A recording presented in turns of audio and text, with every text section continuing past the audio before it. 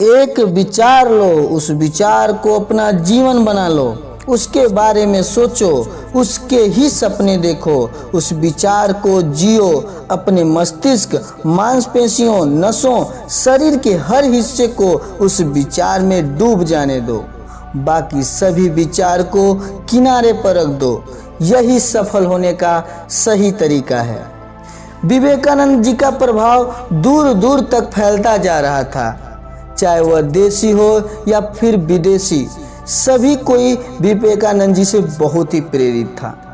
वे दमदार भाषण के प्रभाव से वे हर जगह सबके दिल में अपना सकारात्मक जगह बना लिए थे। हर कोई उनसे मिलकर अच्छी शिक्षा लेना चाहता था। कोई उन्हें अपने भाई के रूप में देखता था तो कोई उन्हें अपने बेटे के रूप में देखता था।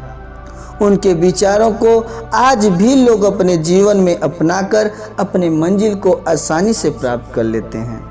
लेकिन एक ऐसी भी कहानी उनके जीवन के साथ जुड़ी है जिसमें एक महिला ने स्वामी विवेकानंद को अपना पति मानना चाहा। बात उन दिनों की है जब स्वामी जी अमेरिका के दौरे पर थे। एक दिन की बात है जब एक विदेशी महिला उनसे मिलने आई। वह स्वामी विवेकानंद से अत्यंत प्रभावित थी। बात यहाँ तक पहुँच गई थी कि उसने उन्हें अपना पति मान लिया था।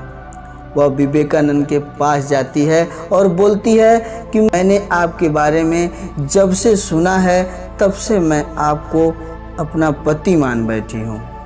मैं हर पल हर जगह आप ही के बारे में सोचती हूँ। आप दिनों रात मेरे ख्यालों में रहते हैं। मैं चाहती हूँ कि आप हमेशा के लिए मेरे हो जाएं। और जब आपको मैंने साक्षात देख ही लिया है तो यह इच्छा और भी बढ़ गई है। इसलिए मैं चाहती हूँ कि आप मेरे से विवाह कर लें। मैं यह भी चाहती हूँ कि हमारे विवाह से एक ऐसे पुत्र की प्राप्ति हो और वह पुत्र आपकी तरह पूरी दुनिया में ज्ञान की रोशनी फैलाए। स्वामी विवेकानंद को यह बात सुनकर बहुत अजीब लगा।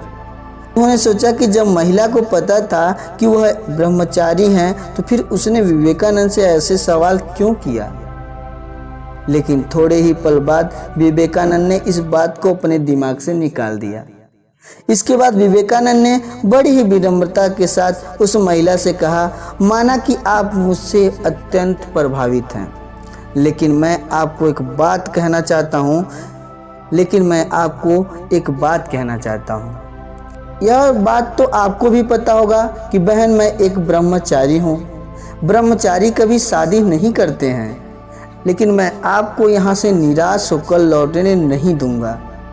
मैं आपकी इच्छा पूरा करना चाहता हूँ। जैसा कि आपने कहा है कि मेरी तरह आपको पुत्र की आवश्यकता है, बशर्ते यह है कि आप मुझे अपना बेटा मान लीजिए।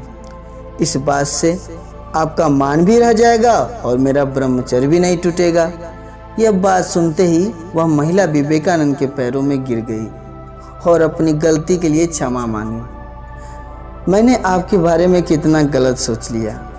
मैंने अपने स्वार्थ के कारण आपके ब्रह्मचर्य के बारे में सोचा भी नहीं।